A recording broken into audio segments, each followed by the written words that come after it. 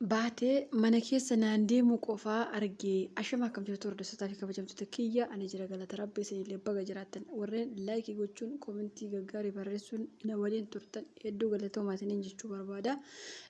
Ijoolleen baay'ee keessan kuma ku'an galtee maaliif kuma ku'an kee nuun galateeffannee maaliif hin kabajne jettee mucayyoon tokko kaleessa koomentii kee argee jira galatoomii guyyaa tokko hin kabaja. Dhugaa rabbii hedduu galatoomaa isiniin jechuu barbaada.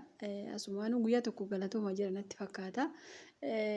Jechuun egaa mana kan namaa keessatti immoo ulfaatamee tiree beektu kana gochuu sana gochuun ulfaata asumarraan dhiifama narraa ta'a isiniin jechuu barbaada. Dhugaa dubbachuuf tokko keessan osoo argee isin galateeffadhe hedduu natti tola garuu hin danda'amu. Guyyaa tokko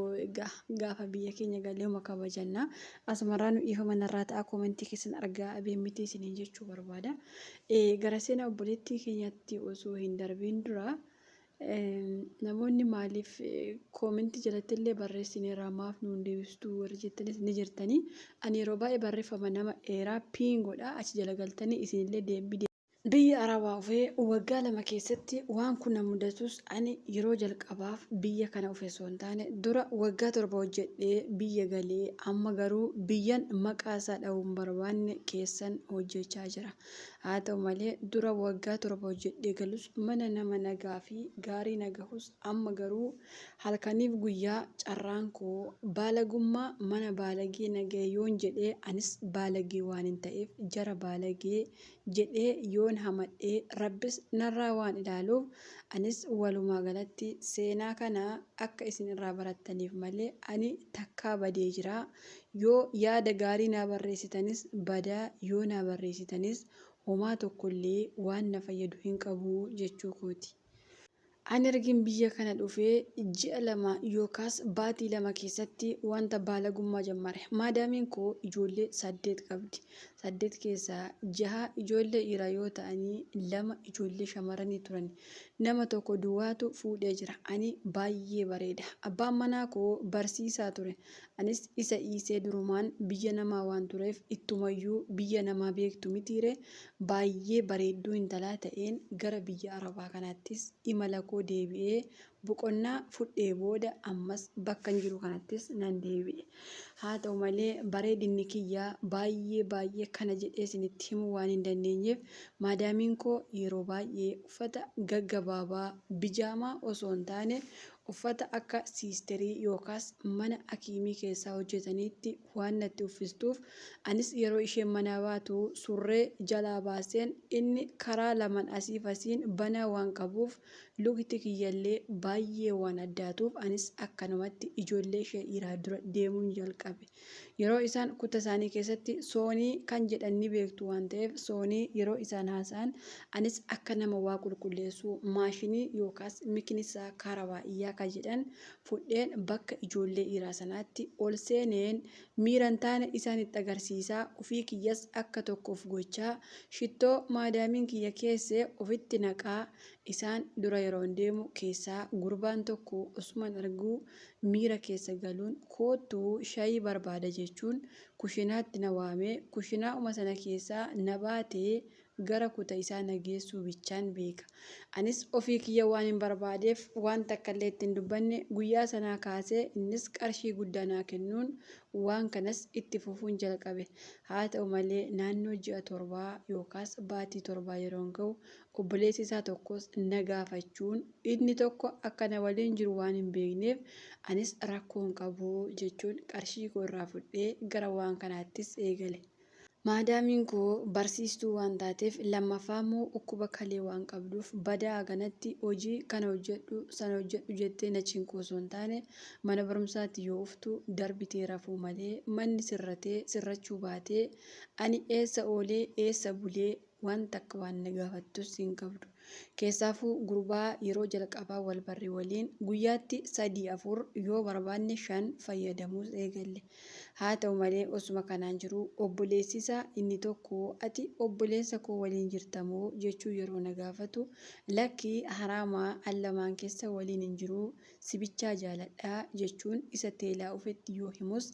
innis ani sin argee jira yeroo isin kutaa baatan maal hojjettu jechuunis na gaafate. Anis maal hojjennaree kutaa isaa qulqulleessee bahee jedhee isa sobuu barbaadus Innis maal abbaa keessoo bidaa lamaan keenya waan kana hojjettamu ati yaa sarraatanyaa yaa kaddaamaa maallaqa nurraa nyaattee hudduu gurraacha kana nu jala qabdaayii jechuunis yaadan taanes narratti kaasuu fi na arrabsuus eegale. Anis maaliif waan akkasii dubbata jechuun dhugaa dubbachuuf baay'ee aaree lammaffaa waan akkasii natti hin siqtuu jechuunis isatti hime. Innis keemaraa waan xiqqoo namni takka arguu hin dandeenye bitee kutaa obboleessa isaa keessa kaa'ee yeroo aniif inni akkuma barre fayyadamuu jalqabnu kaameraan nu waraabee innis fuudhee gara haadha isaa geessuun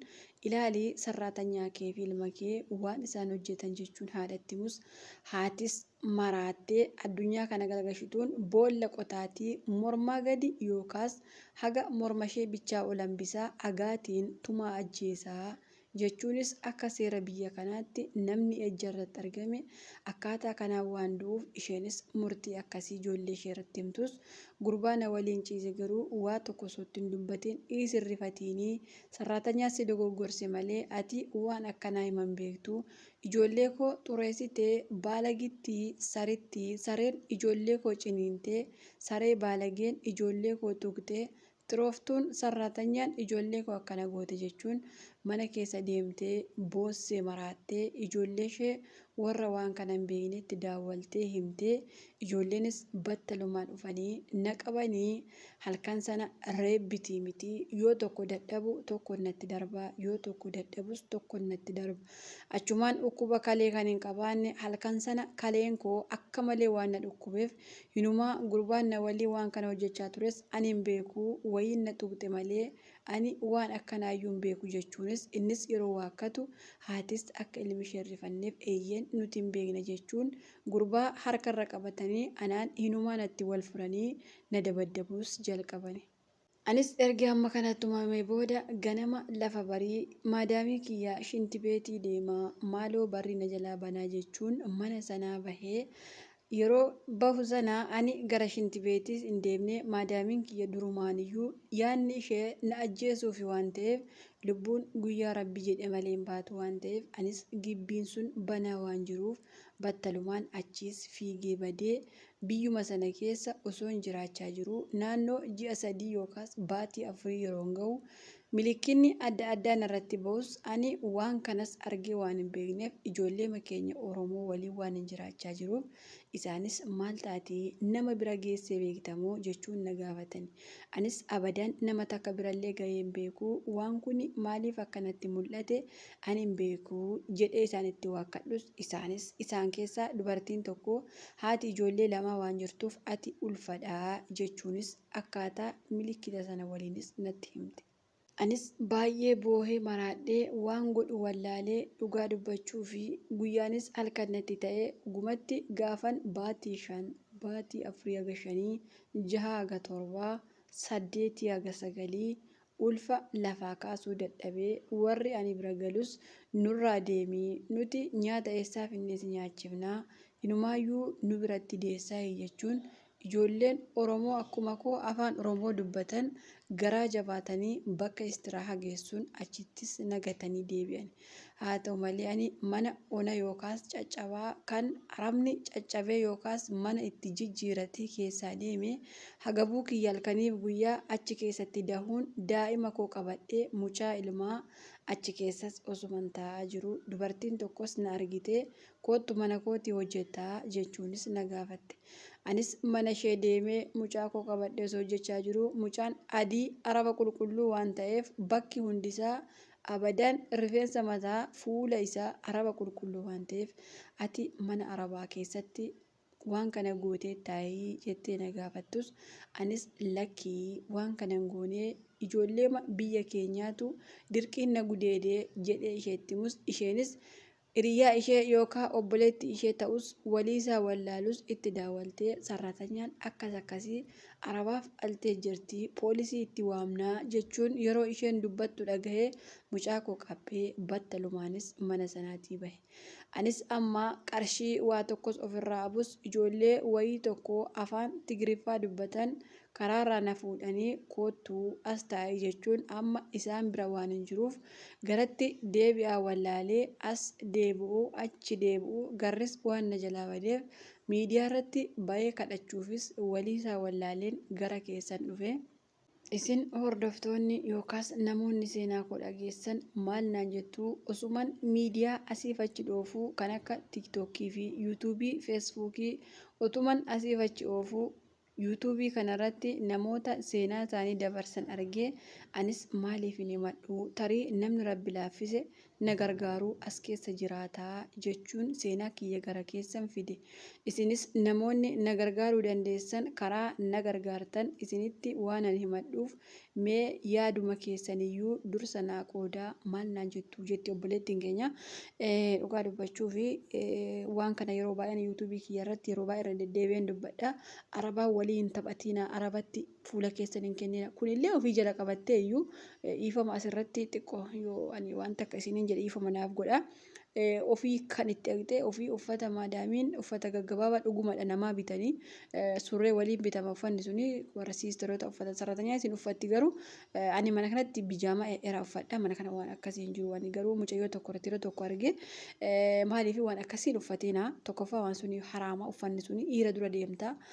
nyaata gara arabaa geessu jira uffanni sun bitaaf firgaan asiif asiin banamee jira surree jalaa qabaattuyyuu haraama waan kun sin fayyadu namoonni kana uffattan maadaamii keessaniin ani kanan barbaadu jedha isheen kunillee surreeyyuu jalaa baaseen fuuldura deemaa ture jettee namoonni yaada keessan waan isinitti dhufe koomentii jalatti waan ishee jajjabeessuu danda'u qooduu fi dandeessanii. Namoonni baay'een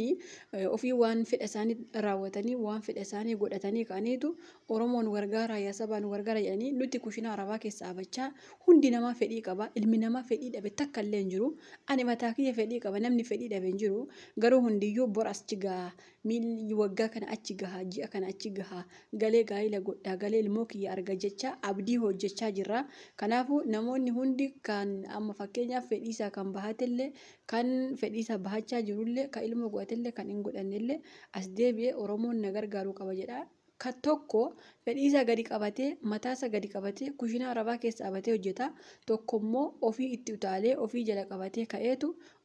qarshii ati hojjette naaf kenni kuni akka kiyyatti ani hin beeku ani warra akkasii hin deeggaru garuu dhiifama narraa ta'a namoonni deeggartan deeggaruu dandeessanii ati dubartiidhamaaf dubartii akkas jetta jechuu dandeessanii waaniif jedhe qaba seenaa ishee keessatti waan hubadhe qabaayyuu waan kana dubbadhe dhiifama narraa ta'a maaliif yeroo baay'ee ani yuutuubii kiyya kanarratti dhugaa dubbachuuf irra caalaansaa gorsa. Nama hin fayyadu wanti hundi yoo gaduuf qabdan waan gaariitti illee bahuu dandeessu waan ta'eef waan akkasirraa bareechaa of eeggadhaan dhaamsa kiyyaa jechuudha hundi keessan.